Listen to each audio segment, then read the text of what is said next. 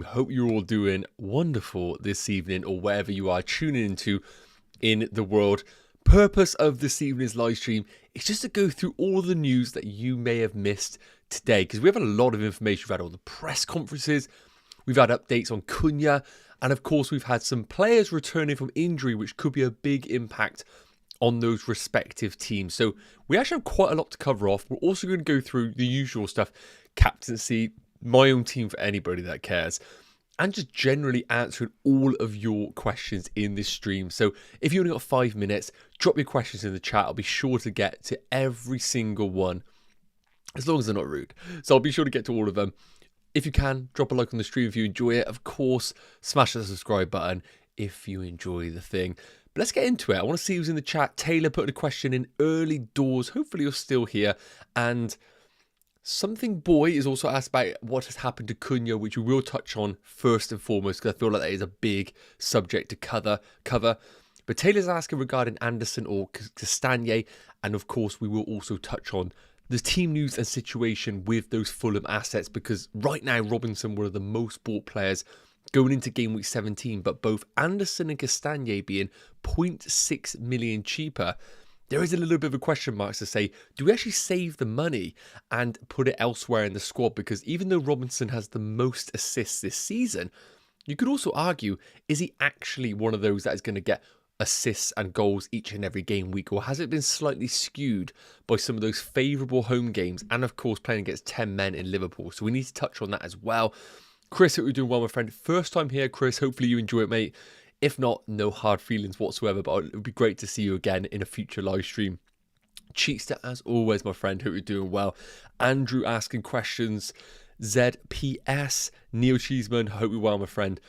So, first and foremost, what I want to quickly cover off is going to be the Cunha situation. So, we've all been sitting around waiting for some news. So, right now, we don't have any actual clarification. I can't sit here right now and say to you, we have had The Athletic or we've had any of those come out and say Cunha is or isn't banned. But we've had a few people, this person, Liam Keane, who you can see is a Wolves correspondent for the Express and Star.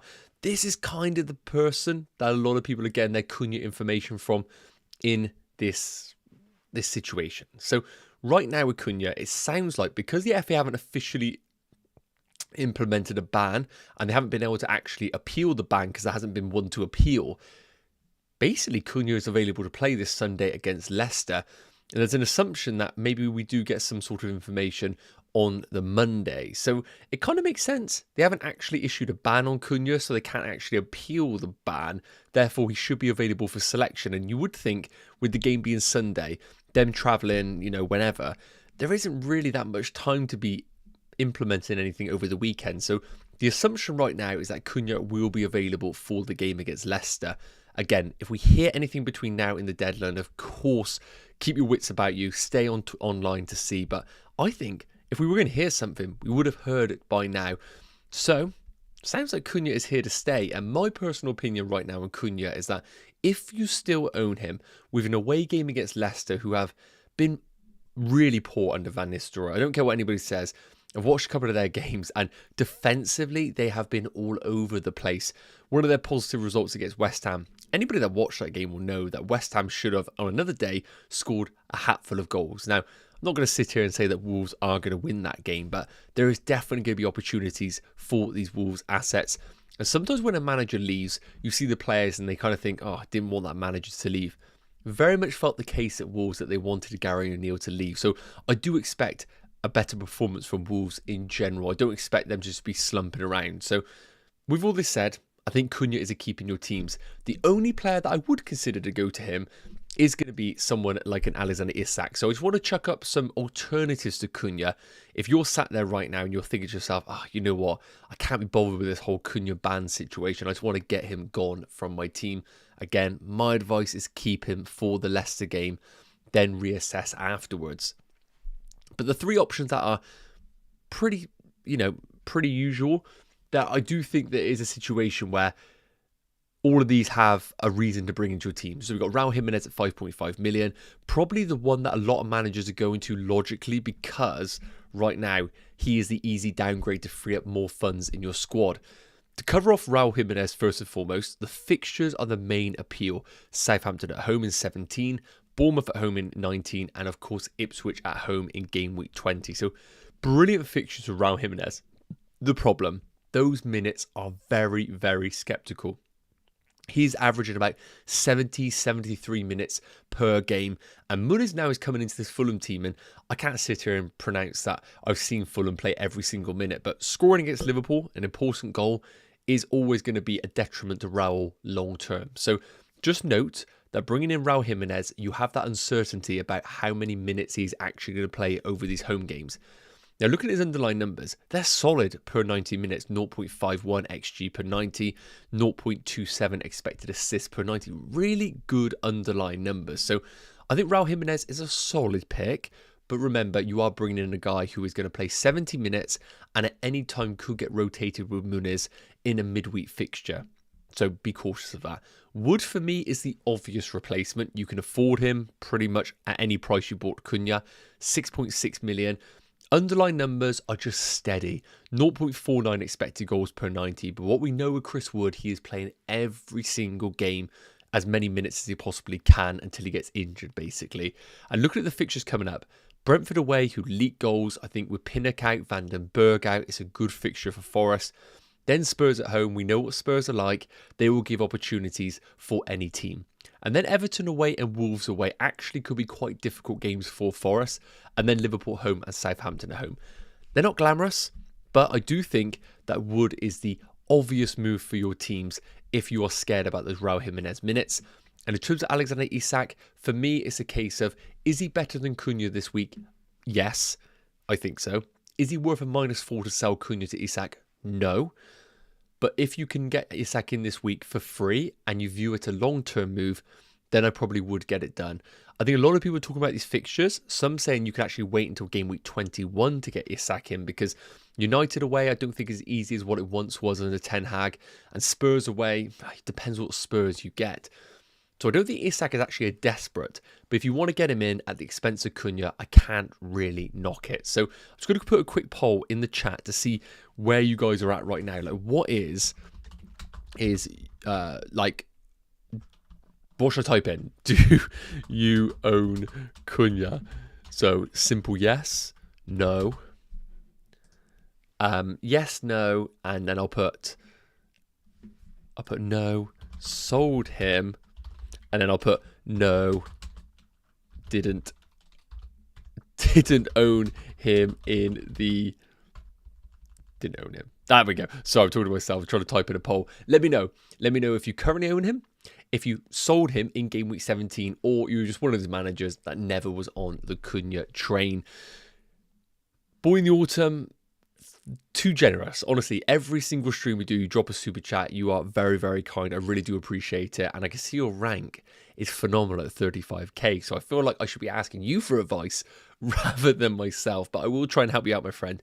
And again, massively grateful for that one, mate.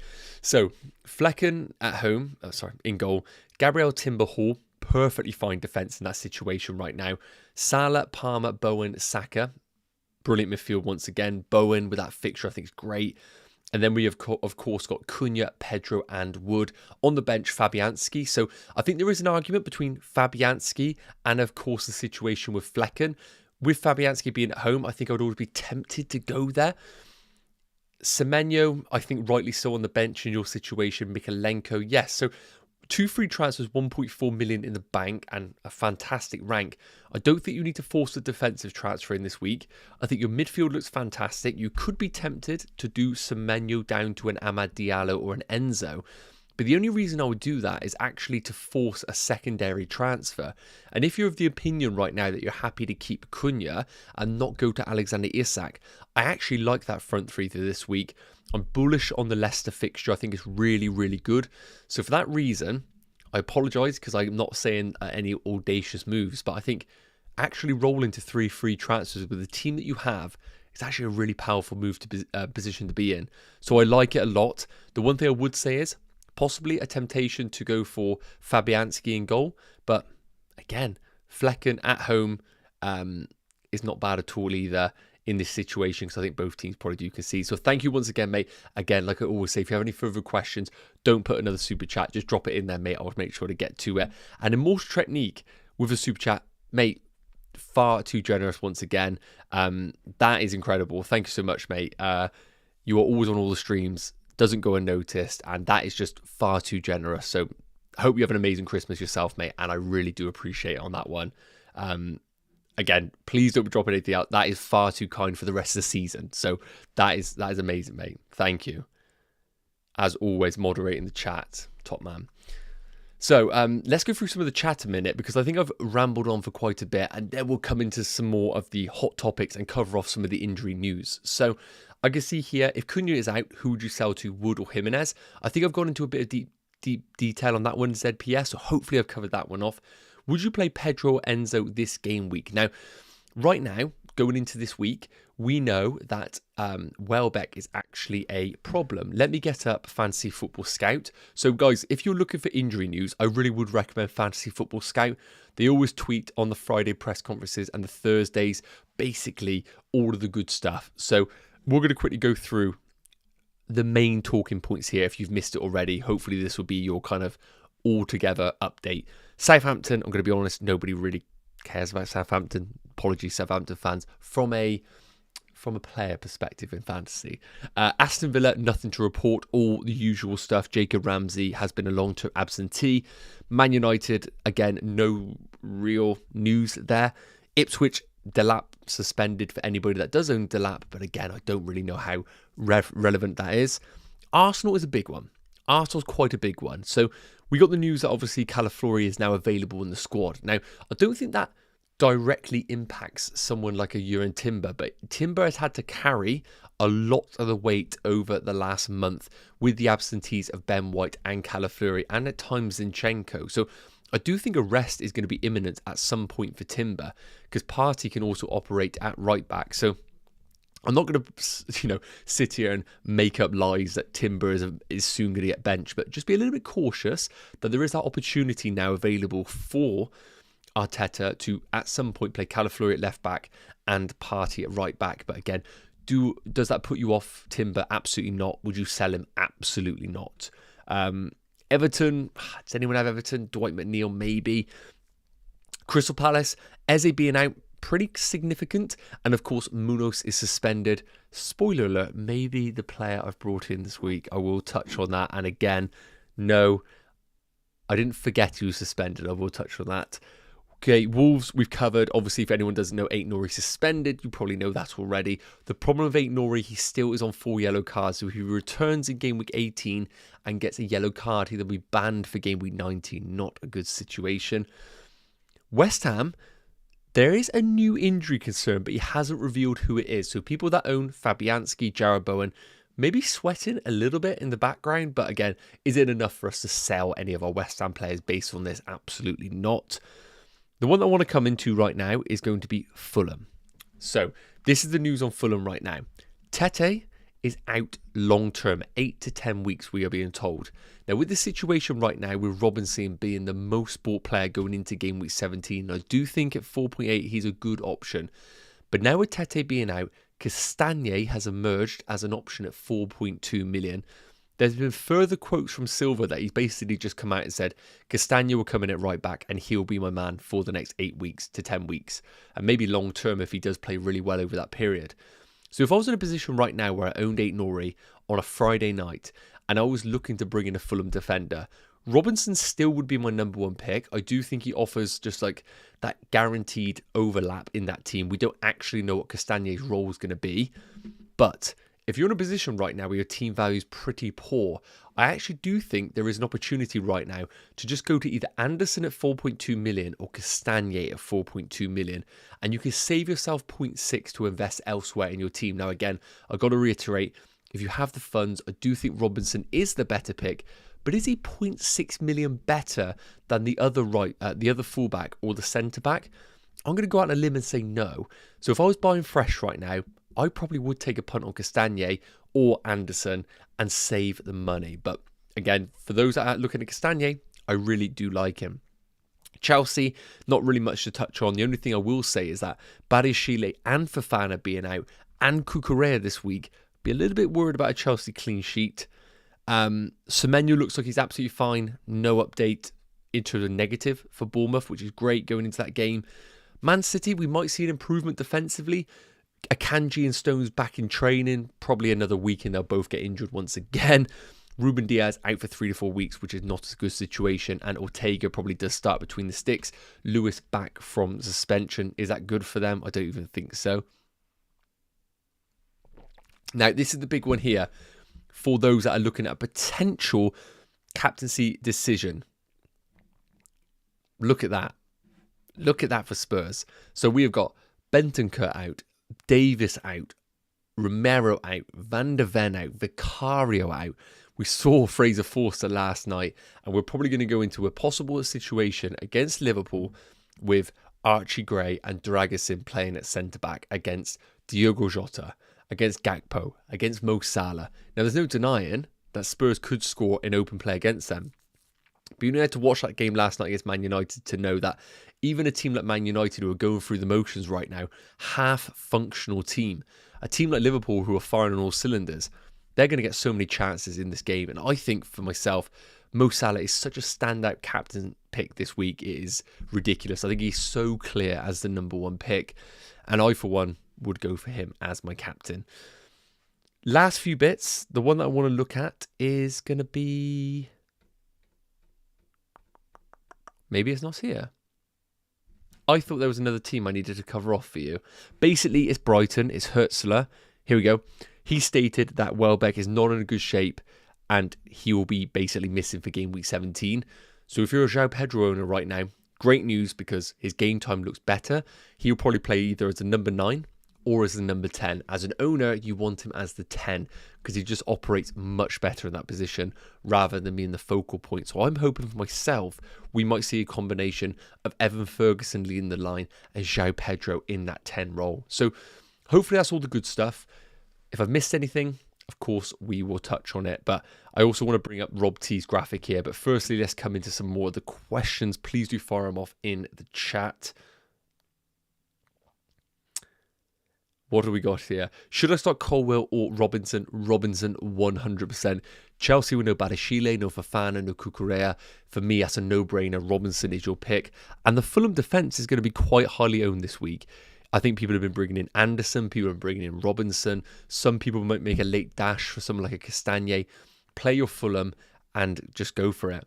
FPL Uproar saying, yo, Nacho, start 3 of Enzo, Rodgers, Evan Nielsen, and Vissa. So I always look at this and think, who are the ones that I absolutely have to start? Now, I'm a little bit biased here because Vissa has been like my MVP in my team this season, but I would start Vissa in any home game. And of course, we've heard the news that Thiago is struggling with an injury. So it sounds like Vissa's minutes are even more guaranteed, at least for 70. So I would start Vissa. I would start Enzo just because of those different avenues for points. And then it comes down to Rodgers versus Man City, where I think they could get joy, and Evan Nielsen away against Man United. And for me, I think I'll go for Rodgers and bench Evan Nielsen. I think Rodgers could have a real field day against that really static Man City midfield. But regardless, Vissa and Enzo would start for me in that team. Lilith's saying, would you do Timber and Cunha to Castagne and Isak? No, I wouldn't do that this week. I think Timber is absolutely fine this week. And Cunha away against Leicester, I think is brilliant. What I will try and do while this is up on your screens right now is maybe just try and get the underlying numbers for Leicester over the last, I'm going to say 3 game weeks. He's been in charge. I think his first game, let me know if I got it wrong. I feel like Van Nistelrooy's been in charge since game week 14, maybe. I believe game week 14, but I might be incorrect. But I do just want to get up some underlying numbers in terms of the team just to see if my thoughts are correct on Leicester, because it feels like they've been woeful. So I'll just try and get this up before I put it on the screens. And we'll have a look at this. So taking a look at the numbers here, hopefully you can see this. This is basically the numbers over since game week 14, basically when Van Nistelrooy took charge. And we can see here Leicester have conceded 74 shots in 3 games. 73 shots in 3 games is ridiculous. And for a bit of context on who they have played over that period, you can see I've done this since game week 14. Game week 14, they played West Ham. Game week 15, they played Brighton. And game week 16, of course, they played Newcastle. So I probably would say they've played some good attacking teams, Newcastle, Brighton, West Ham. But still, cannot be ignored. 74 shots against them and 8.19 expected goals conceded in 3 games. So if you have Cunha, I would keep him this week.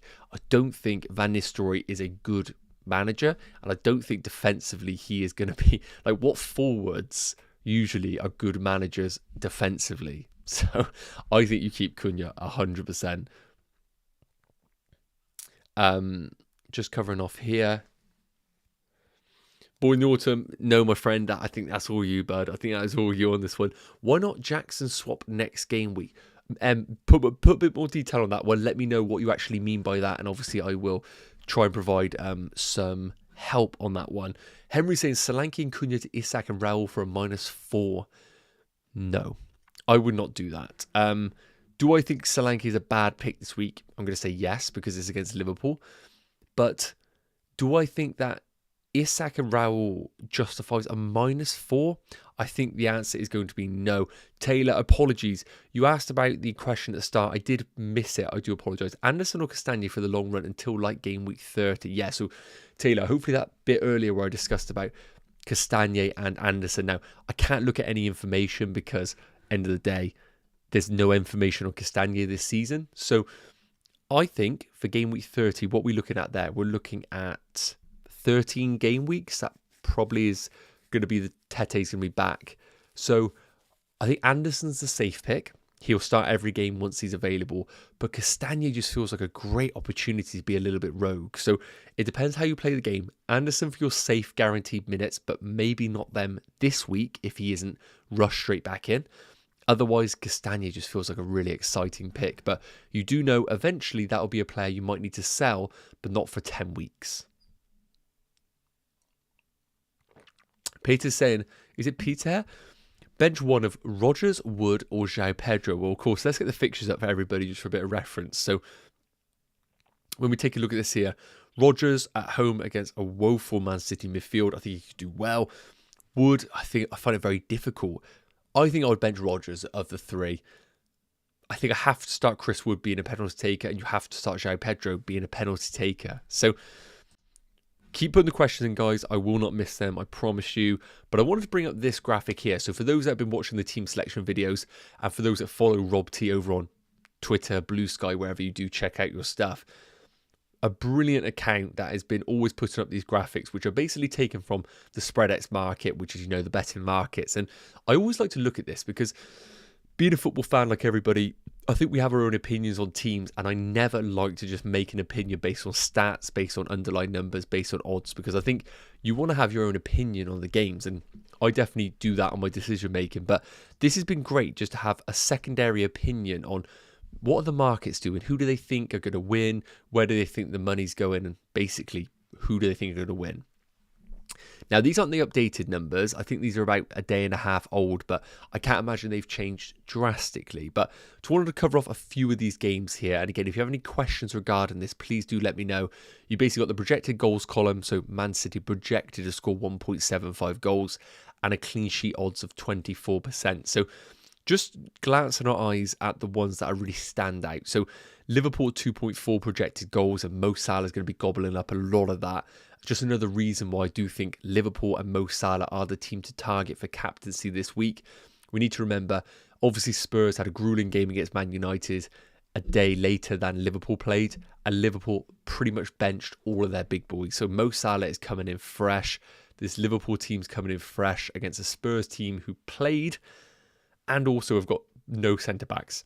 For me, that is just all of the recipe that I want for a captaincy situation.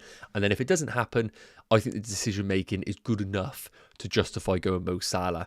In terms of Fulham, because a lot of people are talking about him, 38% chance of a clean sheet, which is decent considering this week and 2.3 projected goals. So anybody going to Raul Jimenez, I cannot argue it at all. It's more of a case of how long is this transfer for? I think Raul Jimenez, personally, I think he'll do like 70, 70, 70, 70, and he'll just keep doing that. Maybe one benching along the way. So I think he's fantastic. But when we do look at the numbers for Raul Jimenez recently, how's he been doing? Like, has he been getting the lion's share of the good stuff? Let's have a look. Let me get up on your screens for you. So how is my boy doing? So Raul Jimenez here, 67 minutes here, 0 XG, 0 expected assists, 78 against Arsenal, scored but from a 0.04 XG. 10 minutes against Brighton, 77 against Tottenham, has some decent numbers there. Good numbers against Wolves, but who doesn't get good numbers against Wolves?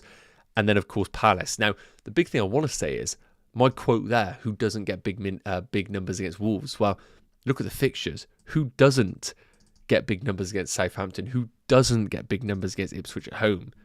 Leicester away. So, there's no denying. Raul Jimenez is a brilliant transfer in. But I wouldn't do it this week at the expense of Cunha. Now, looking at the Wolves numbers, 1.5 projected goals, that's just another example of a fixture that I just don't think anybody can really predict.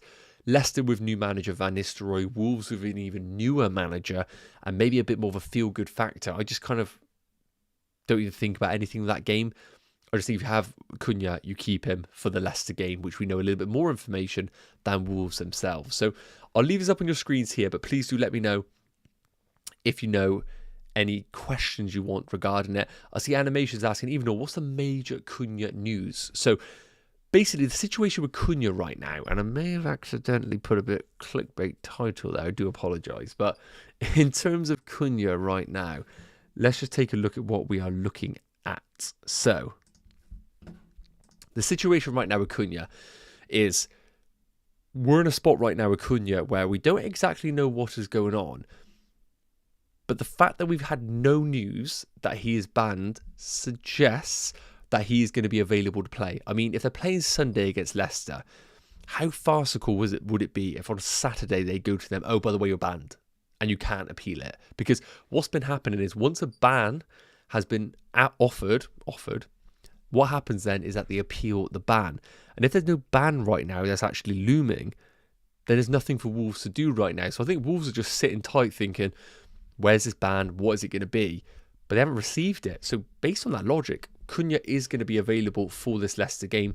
And my opinion is that you do just keep him and then reassess. Now, people are asking about Cunha, what to do with him a bit more longer term, which is a logical question. So in terms of Cunha longer term, I think this was always the time to get off him.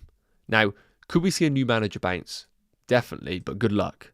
Good luck. Like, these are pretty bad fixtures. And if a manager does well over here, you just put your hands up and say, well done, you smashed it. Because I just don't think there is a good enough reason here to keep Cunha beyond game week 17. So keep him this week, sell him in game week 18.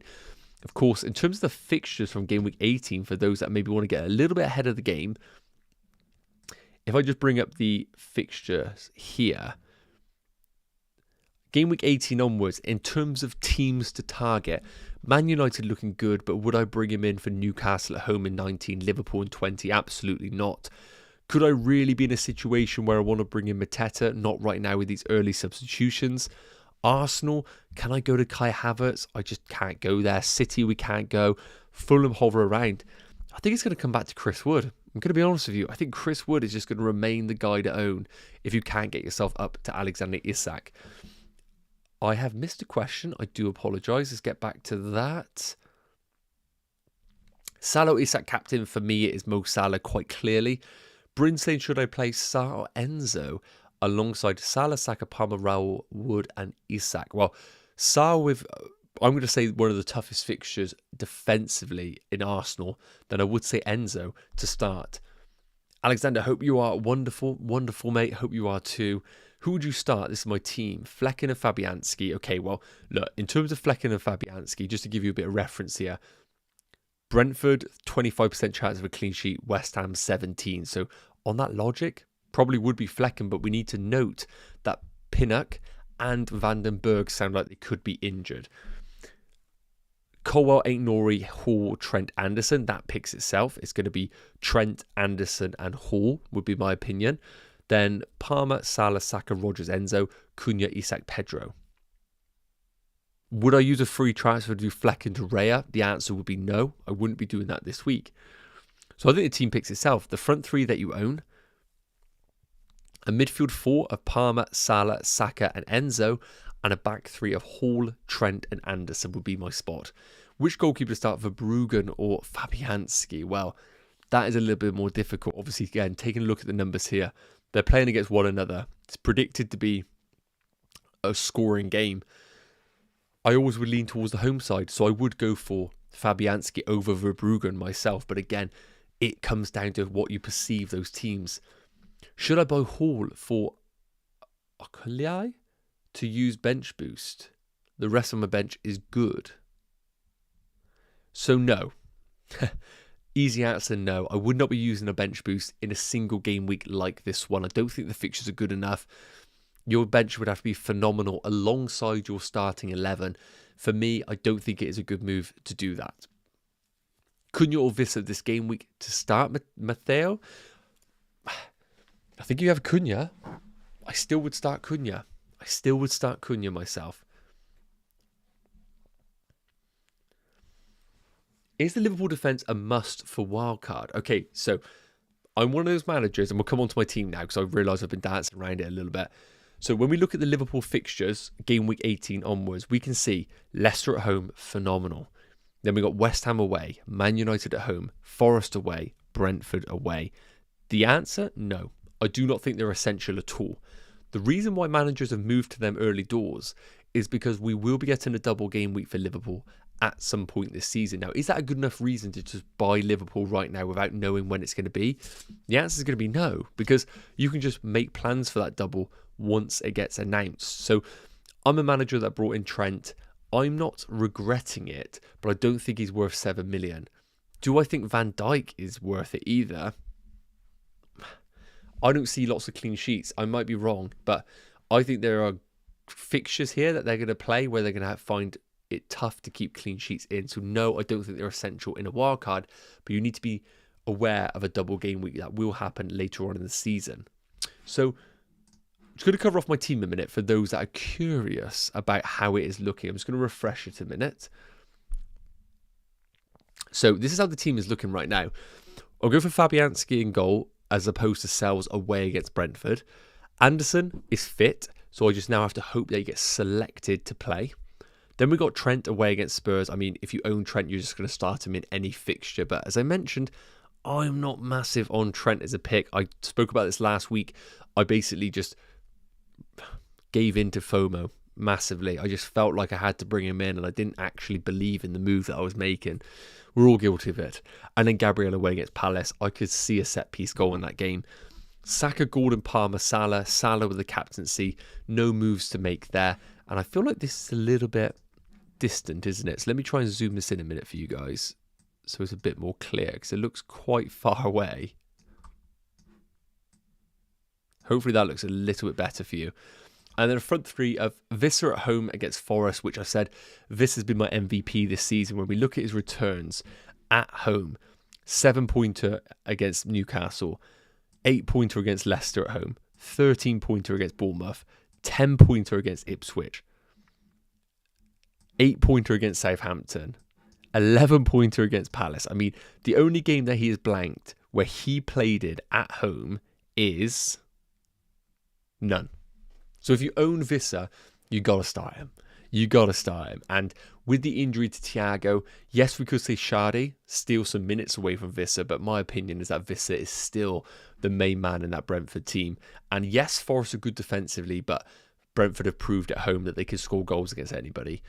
Pedro away against West Ham, I really don't like him as a pick, but with Welbeck's injury, it just enhances João Pedro's minutes. And then we got Cunha away against Leicester. Based on what we know, more than happy to keep him for this week. And I think Leicester are poor defensively. I made a transfer really early on in the week. I sold 8 Nori and I brought in Munoz. Now, I've been getting roasted for this because people have been saying, Nacho, did you not know Munoz was suspended? Don't worry. Don't worry. I knew he was suspended. But in my position where it looked like Anderson was going to be available for the weekend, and let's hope he actually is, I didn't want to bring in Robinson alongside Anderson and have double Fulham defence. I felt like longer term, I'd really regret that move. I think Munoz is actually a plan for the longer term for me. So I could play him in game week 18, worst case scenario, and then game week 19 onwards, Southampton, Chelsea, Leicester, West Ham, Brentford, Everton, Fulham, Ipswich. Brilliant long-term fixtures for Munoz.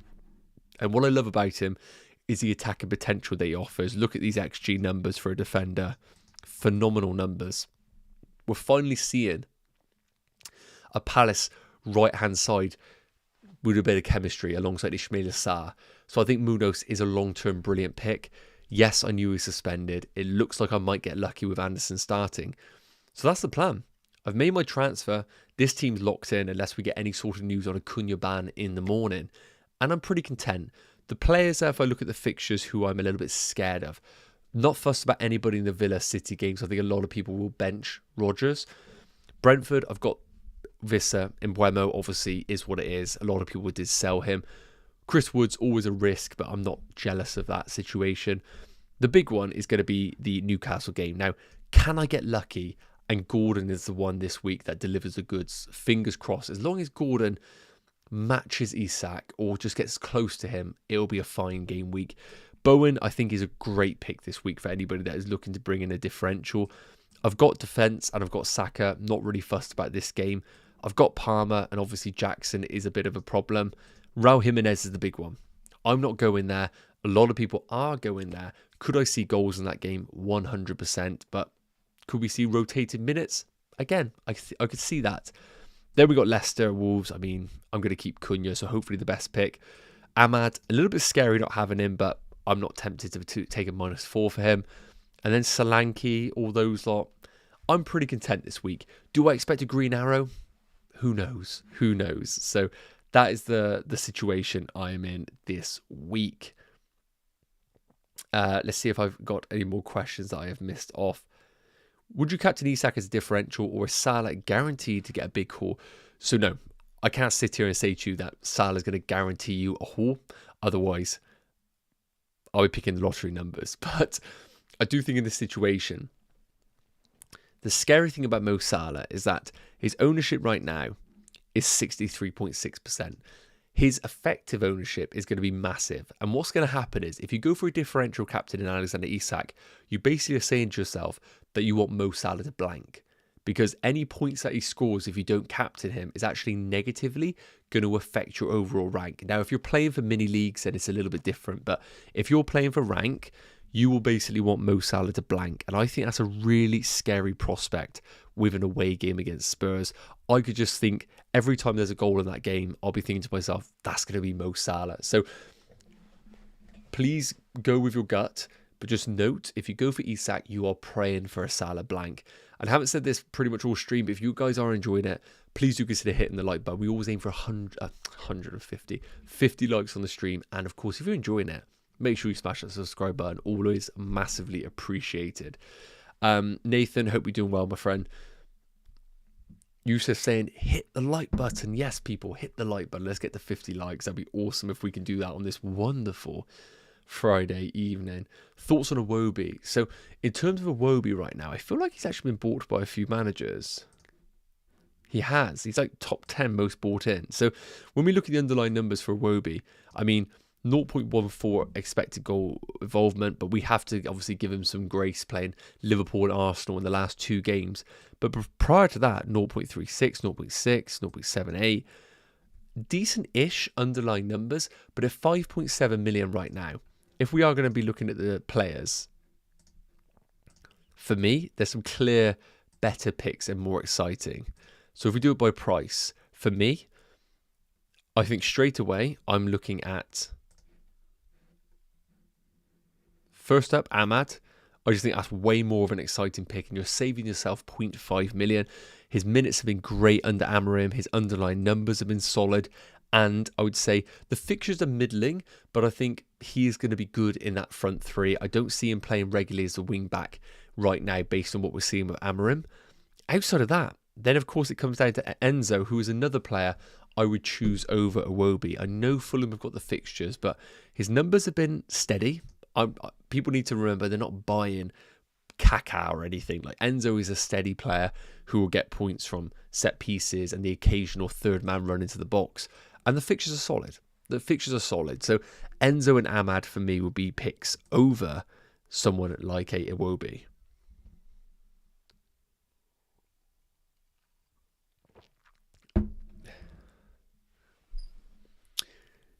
Nixie's saying I have one free transfer. Should I do Aït-Nouri to Timber so I can play him over Kirkes and have a backup in case Anderson misses out, or do Cunha to Isak, or even do a... Okay, so I'm not a huge fan of doing the Cunha to Isak move for a -4. I do think Isak is a better pick, but at the expense of a -4, my preference is no. Do I think Timber's a good pick? Yes, but you need to understand that Calafiori is now back. We could see at times potentially Partey at right back, Calafiori at left back, just because Timber has played a lot of minutes over the season. Like, if we look at Timber right now, and I'm not sitting here saying that Timber will get rotated, but I'm just saying there is that obviously slight doubt, possibly. So when we look at Timber, he's basically been a minutes monster since game week 10. So just be, aware that his time might come eventually where he might need to have a little bit of rest. Maybe this game here at home against Ipswich. Merry Christmas, Craig. Hope you're well, mate. Haaland and add Palmer Isak for a -8. Kevin, it depends who you're selling. I can't really see who you're selling in that situation. But again, a -8 straight away for me is just a no. I don't think Anderson will start. Could be eased in. Yeah, that's a fair place. And obviously, I can never pronounce it. Is it Cuenca? Yes, he did do well. I do agree on that one. Start Mazraoui or Lewis Hall. I think if you have Mazraoui in a home game, I would be tempted to go there. Now, any Man United fans might be able to tell me a bit better if Mazraoui is a bit of a rotation risk or not. I don't actually know the answer to that. His minutes have been pretty sporadic, which I would be a little bit concerned about. So I would probably go for the guaranteed minutes of Lewis Hall rather than Mazraoui myself. Yusuf saying I'm doing Cunha to Mateta in game week 18. Yes, I don't mind that, but personally I want to see a little bit more from Mateta before going there. But he could be a brilliant pick. Bench Semenyo or Rodgers. I think I'd bench Semenyo. I'm really disappointed in Semenyo. I think his numbers are good, but when you watch him, he's always just around the edges. He has shots that get blocked all the time. Like, for a bit of context here, let me just get up the stats on Semenyo, okay? So this is Semenyo here, just for a bit of context. So he's played 15 games. Now, when you look at it here, he's had 64 shots, which is outrageous. It's like the most of all midfielders. But this is where we need to have a little bit of context when we do look at our numbers here. So shots, you can see over there, 64. 15 on target. 15 shots on target. 46 of them in the box, which is brilliant. Like, if I just said to you, he's had 64 shots and 46 of those in the box and he's 5.7 million, it's a no-brainer. Get him in your team. No-brainer whatsoever. But when you see 15 on target, you start to ask yourself, how many of these were block shots? And when you watch the game, then you start to realise he has that sort of thing where he chops in, pulls the trigger, and it just gets blocked. So he gets the shots off, he gets the shots off in the box, but they don't actually reach the keeper. So Semenyo is a little bit of an anomaly right now in the game. The initial numbers are great. When you deep dive a bit further, they're not actually incredible. And look, 64 shots, what's that saying? Like, if you do enough, like, eventually it'll pay off. That is going to be the case. He eventually will score, of course, taking 64 shots, but 15 of those on target, I just don't love that. Don't love what I'm reading here right now at all with Semenyo. Mini Creek saying about have I missed Cunha news? Basically, the Cunha news is that it sounds like he's free to play against Leicester because no ban has actually been enforced on him. So right now, I'm sitting here saying if you have Cunha, you keep and you take that risk unless you can get to Isak very easily, and you're doing it as a long-term move. I don't think it's a desperate move this week. Let me just get back up my team for anyone that is following along, possibly. So we're probably going to do another 5 minutes. We might wrap it up because I only wanted to jump on because I'm going to be going tomorrow morning as well in the lead up to the deadline. So if you have any questions, this is the time to fire them off in the chat and I'll be sure to answer them. Again, I want to say a massive thanks to everybody tuning into this one. Obviously a little bit off the cuff. By the way, I've been reluctantly not eating this right here. It's a white Toblerone, or it's like a gold one, and it's been sat next to me the whole time, and I've been looking at it thinking, don't eat it on stream. It's going to be terrible for the viewing and the audio. So this is how much I love you guys. I've had this Toblerone next to me for nearly an hour. I had a bite before I started, and I've just been looking at it, not eating it, as my reward for when I finished. So this is how far I go, guys, for you. And also I didn't want chocolate all in my teeth and all. So that'll be getting destroyed at the end of this. So get your stuff in the chat, guys. Fire them away. And I'm going to go 5 minutes as a bit of a Q&A, and then we will wrap it up. I do want to put a quick poll just to see if there is any sort of captaincy. Who is your game week 17 captain? Like, I think it's going to be Salah as a bit of a landslide, but I would be really interested to know. So we'll do Salah, of course, we'll do Palmer. I think we'll do Isak, and then I'll put other. And if you have an other, if you could just comment, that'd be awesome.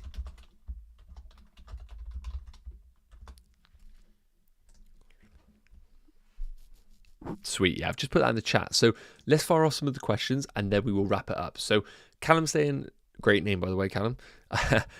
When would you sell Mbeumo to Ahmad game week 21? When would game week 21? So in terms of Mbeumo, wouldn't be selling him this week, even though Forest are good defensively. I get it. That feels like a good time to jump off in this period. But I think with Mbeumo, it's very much a case of, I don't think it's ever going to be a good time to sell him because he's a minutes monster. He's on penalties. And I think you're just always going to look at it and think, oh, but the next one's good. The next one's good. So I think the answer to the question is you just move off Mbeumo when a player emerges that you feel he is too important not to own. And right now, I just don't feel like Ahmad is that guy. I think he's great, but do I sit here right now and think I have to rip up my team to get him in? I think the answer is no. So I think the Mbeumo one is just a rolling week. Each week, you just ask the question, and if someone comes up and you say to yourself, I need to get to him, most likely with Mbeumo's price point, you probably can get there. Bench Enzo or Ahmad. Look, I think if you have Ahmad with a home fixture, I think you've got to start him in that situation.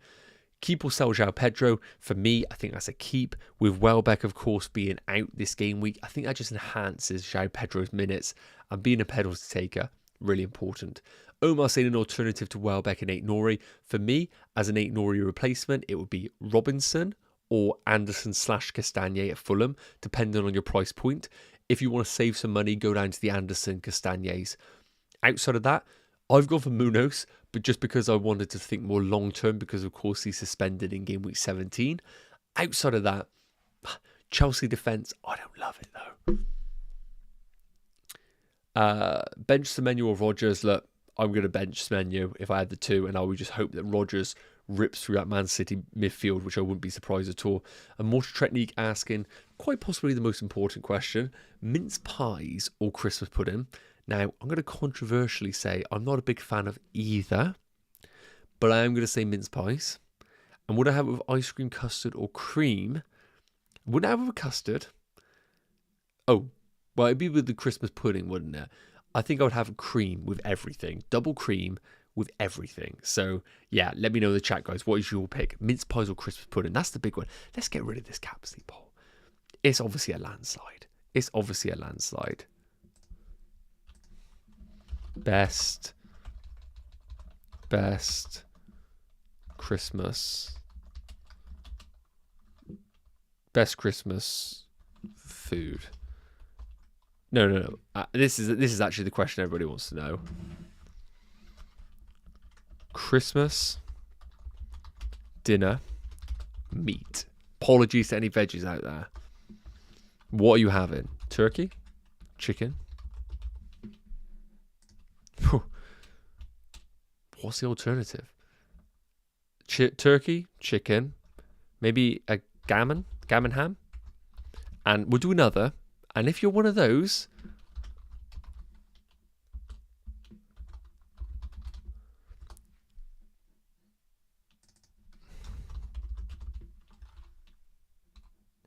right, this is the big question to wrap the stream up. What's your Christmas dinner meat? Is it turkey, even though it's dry? Is it chicken? Immortal Trinity said lamb, which is very controversial, but in a world where we don't judge, I mean, oh yeah, why don't I put beef? In a world where we don't judge, I mean, lamb is delicious, isn't it? So I wouldn't have it myself on a Christmas dinner, but end of the day, whew, lamb is delightful. Bit of mint sauce as well. Taylor saying, yeah, that's fine, as I'm more likely to go in wildcard in 30, and I'm going to wait till next week to bring in Anderson and Castagna as I can play dunk through. Perfect. That's a great situation. Monitor the Castagna situation. If he's really advanced, you know that's the one to go for.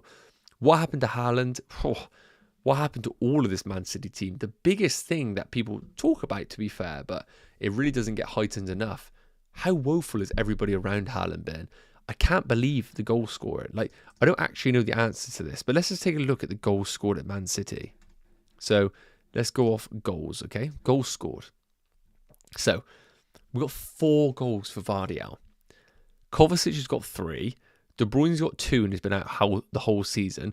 Doku's got 2. Bernardo's got 1. And Haaland's got 13. So, I mean, it's the players around him. Like, what is Foden doing this season? Like, look at these numbers. Like, he's putting up okay numbers, but the bloke just can't score. It's crazy. It's crazy, crazy. So I'll be looking more at the players around Haaland right now. What we got here? So the big question. Mortretny goes lamb. Andrew Barton goes for beef. Elliot goes for a delightful nut roast. Love that. Stan, in Czech, we eat fried carp. Stan, fried carp. Like, carp. Okay, Stan, I could have to check this out. Fried carp. Wow. Okay. Ronaldo's in the chat. Haven't celebrated Christmas in years. Lamb must be South African. Ronaldo, love that. Again, you Immortal Technique would have a delightful meal together with the lamb table. Tiggy. Higher. Start 1. Vardiel, João Pedro, or Semenyo. Whew. You know what? It's not Semenyo. It's João Pedro versus Vardiel. And I think I'd be tempted to go for Vardiel. I'll be tempted to go to Vardiel. No, I wouldn't. I'll go João Pedro. I'd go João Pedro because he's on penalties. You're saying, do people not eat fish for Xmas? Ooh, okay. No, I've never thought about fish for Christmas. Lunatics are the ones who have mash. Mash, I'm a big fan of, but not on Christmas dinner. I agree on that one. Not on Christmas dinner. For Bruggen or Fabianski, I have João Pedro. If you're going to start João Pedro, I get it. But look at me. I'm doing the same. I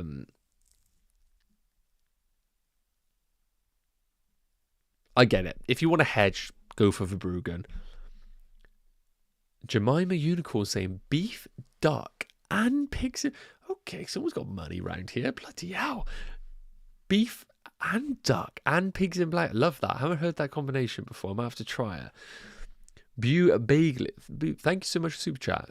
Massively appreciate it. Thank you. And you're asking a question which is very hard for me to answer because I've been trying to avoid it all night. So let's try and get to this one. And again, massive thank you for the Super Chat. It's very generous. So Flecken or Verbruggen. Let's come to some sort of conclusion on this one. So a reminder. Brentford at home, Verbruggen away. So that is the first thing we need to remember. And West Ham, I actually think have been quite good. I think West Ham offensively have been good with Jarrod Bowen available and stuff. So right now, I'm going to lean towards Flecken as opposed to Verbruggen because I'm more bullish on the West Ham attack, particularly at home. So I think Flecken is the answer for me as the goalkeeper. Now, Ahmad or Pedro to start. I think with Ahmad in a situation at home is very, very, very tempting. Now, Pedro, obviously being away on penalties is really important. But I think if I had Ahmad in my team, I would start him. Of course, if you're in a position right now where you own both, your team must be very strong to be able to bench one of those. But reluctantly, I would say I would probably start Ahmad and chase those midfield points. And again, massive thank you for the super chat on that one. Bench one of Ahmad, Mbeumo, Vissa, or João Pedro. Okay, so this is almost an impossible answer here because I think it's almost impossible to bench Mbeumo because he's on penalties and guaranteed minutes. And I've just spoke about how I would start Ahmad over João Pedro. So then it comes down to Vissa, and because you've got the Mbeumo pick, I probably would bench Vissa, but I've spoken about in glowing terms how I love Vissa at home, but it probably would be Vissa or João Pedro, one of those two. Because I love Vissa, I probably would be benching João Pedro. Sam's goes to Ham, love it. Nathan, thank you again, mate. Ronaldo saying carp, once again, which I'm a little bit disturbed about. Nice fat ribeye is a good shout. Wow, so it's ribeye on Christmas. That is delightful. FPL Lard saying turkey and a gammon for us. Now we're talking. Now we're talking. Turkey and a gammon. That is a beautiful combo. Stan saying carp is the main dish for Christmas here. No joke. Stan, thank you for opening my eyes here. I'm really looking forward to checking this out massively. Might be a good reason for me to go check it out. So you checked, didn't you? Check. So I have to go check that out. Check that out.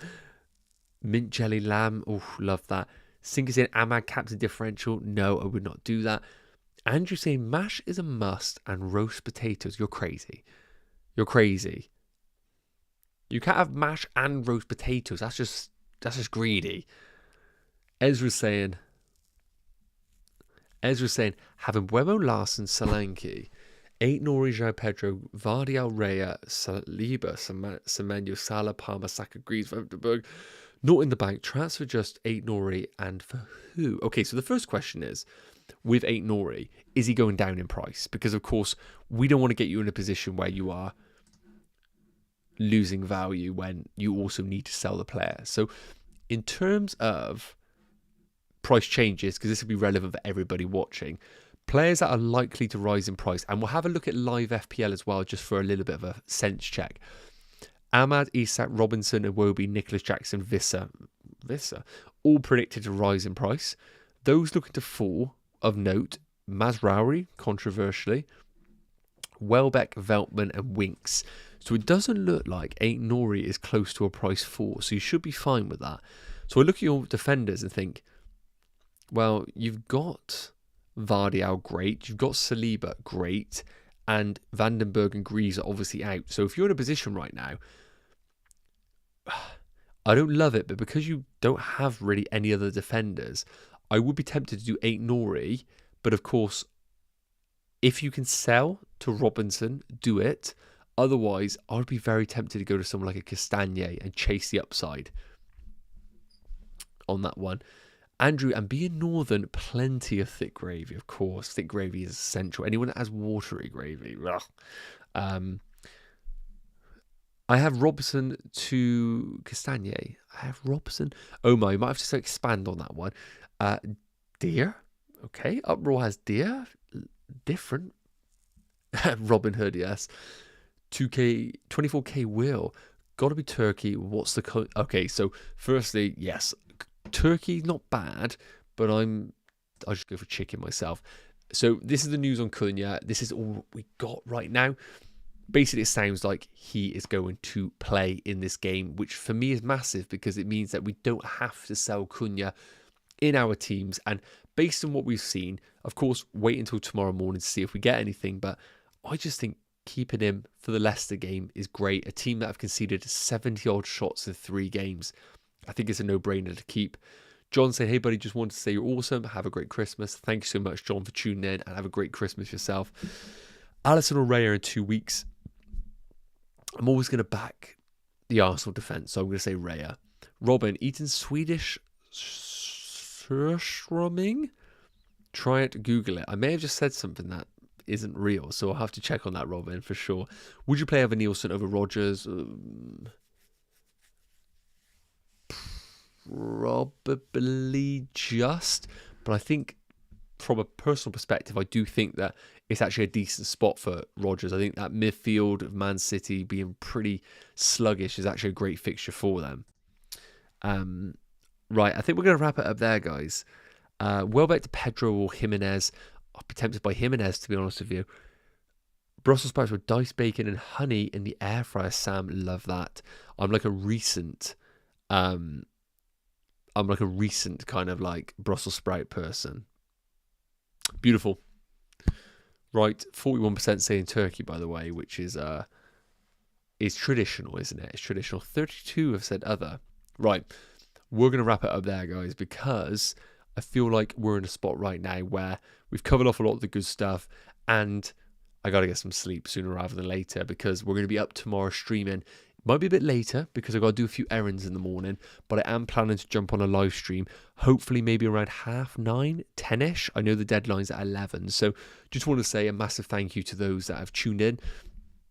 If you haven't already, it'd be amazing if you could drop a like on the stream, and of course, if you're new around here, subscribe to the channel if you did enjoy it. What I want to say is that if you're not going to be tuning in to tomorrow's stream, I've got to say a massive Merry Christmas. Really hope that you guys have a great one. Hope it is spent time with family or friends, whatever situation you are in. And of course, if you're in a position right now where maybe it's going to be a lonely Christmas, you can always reach out to those people like myself if you ever just need a chat. So DMs are always open for things like that. Do not be shy.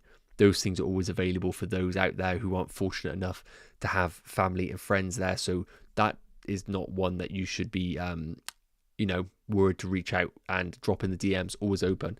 So have a great one, guys. Hopefully I'll see you tomorrow, hopefully, for a few panics and a last few questions. And we're going to wrap it up there. Have a great Christmas. Have a great game week. Don't let it ruin your Christmas. Don't be that person who gets a red arrow and then takes it out on their family over the Christmas dinner. Don't be that person. So let's wrap it up there, guys. Have a great one. Take care, and I will see you